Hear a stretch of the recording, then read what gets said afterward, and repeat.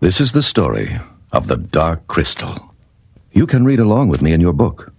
You will know it is time to turn the page when you hear the chimes ring like this. Let's begin now. In another time, in another world, gentle gelflings and simple podlings lived together in peace.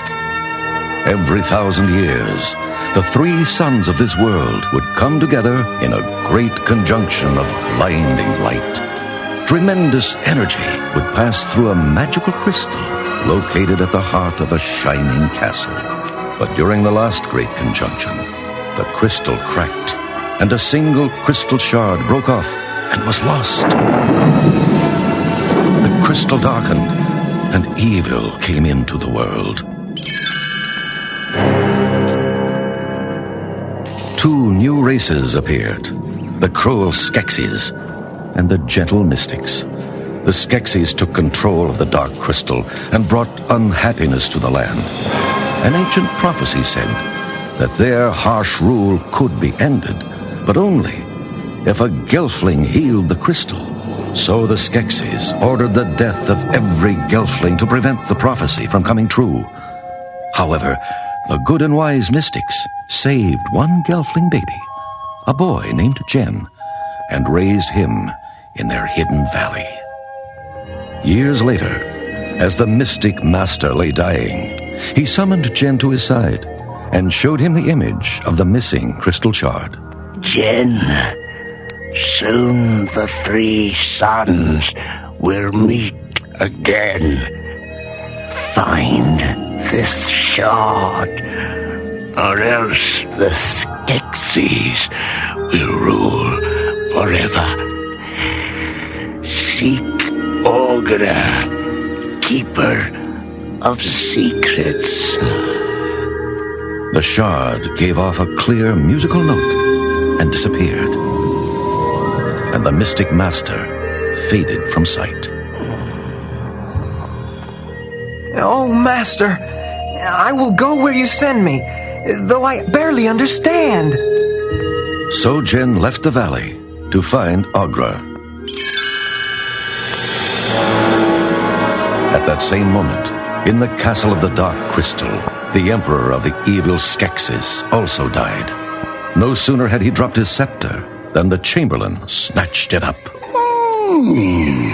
I should be emperor next. It should be me. The Skeksis general howled. Chamberlain, lay down that scepter! I challenge you to trial by stone! Slaves! The chamberlain went first. With all his might, he crashed his sword against the trial stone.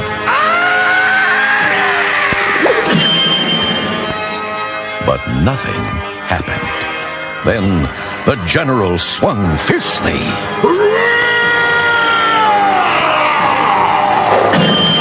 And the black stone shattered. It's me! I'm emperor now! Throw the chamberlain out of the castle forever! Just then, the crystal sounded, and the Skeksis rushed to the crystal chamber. There in the Dark Crystal was an image of Jen. The general shuddered. A gelfling alive? How can that be? We've killed them all! Angered, the general turned to his army of huge, dark, beetle-like creatures. Got him! Find the gelfling now, or he will destroy us! Meanwhile, Jen continued his search for Augra. As he struggled up a rocky cliff, Long Vine suddenly reached down and pulled him off the ground. Hey! A hideous, one-eyed woman stepped before him. You, Gelfling? Can't be. All dead. But I am a gelfling. Are you Augra? I seek the crystal shard. Is that all? Come, Gelfling. Follow me. Augra touched the vines, and they set Jen down. Agra led Jen to her wondrous observatory. Everything in the heavens is here. That's how I know next great conjunction coming. Better find your shard before that, Gelfling. Agra dumped out a box full of crystal shards. Jen searched through them carefully. These 3 look like the shard my master showed me. But which one is it? Jen thought a while, then piped the sound his master's shard had made. The middle shard began to glow. Agra, this is the one. But what do I do with it? Why, you must hail the Dark Crystal. But before she could explain, Gartham warriors ripped through the observatory wall. Jen jumped onto a passing metal moon and sailed over the Gotham's heads. Below, Agra fought off the invaders. Fearing for his life, Jen hurled himself off the moon, crashed through a window, and tumbled down a rocky hillside. But both he and the shard were safe. Struggling through forest and swamp, Jen cautiously moved past plants that flew and creatures that uttered strange sounds. Suddenly, a ferocious furry face leaped at Jen. He lost his balance and fell backward. Oh no, right in the mud. Then Jen heard a voice nearby. Dula, Fizzgig. Dula. As Jen looked up, a young girl stepped out of the bushes. The growling ball of fur became quiet and jumped up into her arms. Jen gasped. You're a Gelfling. I thought I was the only one. I thought I was.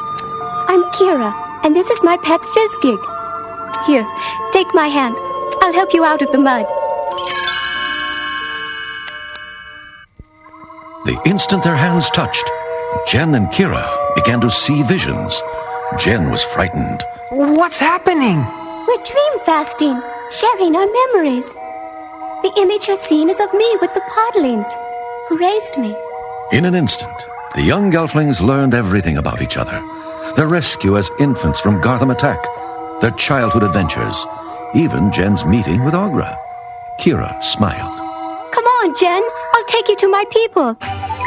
Once they arrived at Pod Village, the cheerful podlings carried in platters of food and drink. Merrily they banged their drums and laughed and sang and danced. Jen grinned.